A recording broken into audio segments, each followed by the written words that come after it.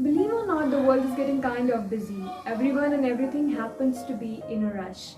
We focus on tens of different things at a time, and that's not entirely our fault. We are busy.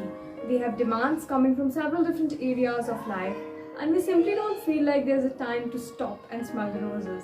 While we can't exactly escape this rush, the everyday stress like unexpected traffic on our way to work, but we can control the way we handle these minor setbacks by practicing the mindfulness in our daily lives.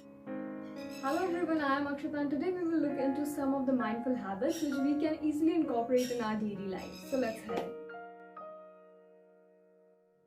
In the past few years, mindfulness has made a major headline in almost every major print publication and news alerts. No longer it is an activity reserved for the particular age set. The people are looking to mindfulness as an antidote to the stress and burnout, technology addiction, digital distraction, and sense of time famine and constant busyness.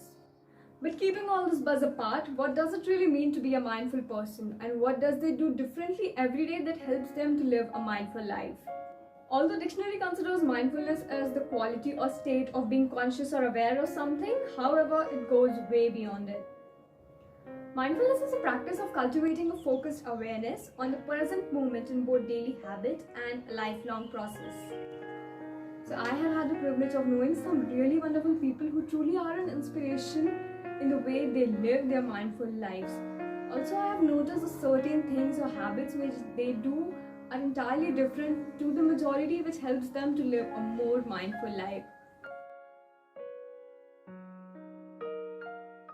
Tip number 1. Take a walk.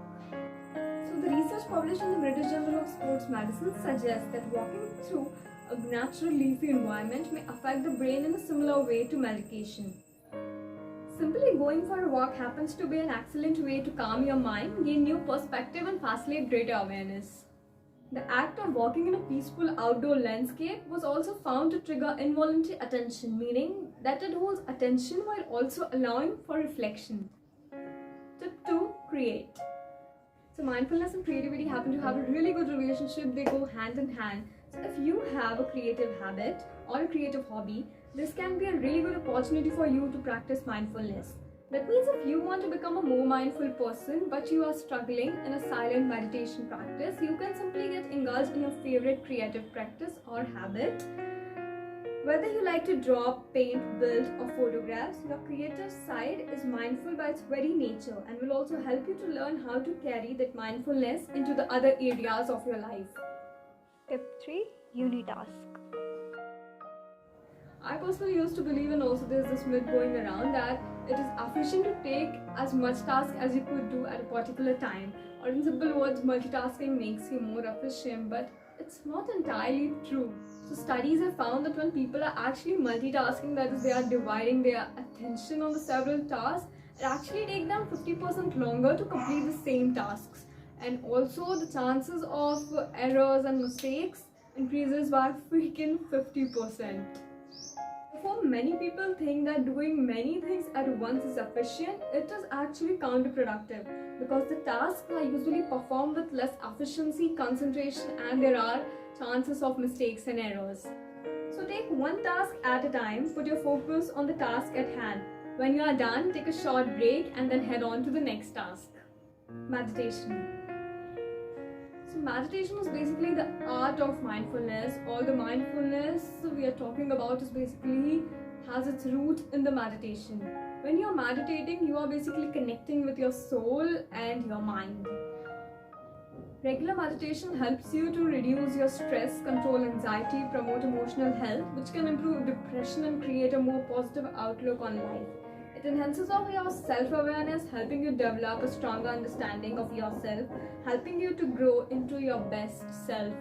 Now, being someone who's practicing meditation from around a year now, I found myself eligible to say this, that you will really observe some positive changes in yourself. It will be in the terms of your thinking, the way you understand a scenario, the way you deal with people, your confidence. A lot of things will increase and improve in a very positive manner, and you will actually see the changes. So meditation can be actually a starting point for making other changes as well in your life. Now it does take some time to control your breathing and shut out all the distractions from your mind, but to live a more mindful life, meditation is worth investing your time in. Gratitude diary.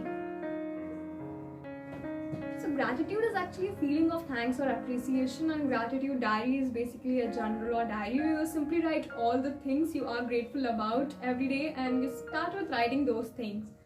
It sort of draws your attention to all the positive things you have got in your life. Also, the book Secret by Rhonda Byrne also mentioned about the power of gratitude. It says to be the more grateful to the things you have in your life. The first thing to do after waking up is always be grateful and always thanking to each and everything and person you have in your life right now. Expressing thanks is one of the simplest way to feel better. So this sums up the video. Hope this will help you to live a more mindful life, and subscribe the channel, like, comment below which video you want next, and thank you for watching. See you